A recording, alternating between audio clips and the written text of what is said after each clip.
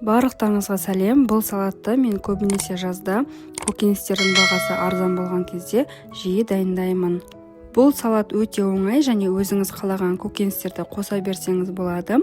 Сондай-ақ қосымша үстіне тағы да 2-3 ингредиент қосу арқылы бұл салатты сіз мерекелік дастарханға да салсаңыз болады.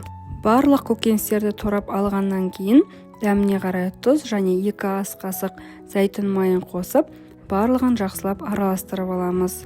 Мұндай көк шөп көп қосылған салат сіздің тамағыңыздың жақсы қорытылуына және өзіңізді жеңіл сезініп жүруге өзінің әсерін тигізеді.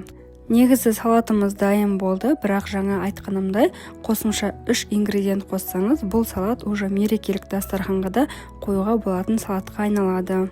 Дайын салатқа асқабақтың дәнін септім, майлығы аз творожный сыр салып, бальзам соусын құйдым.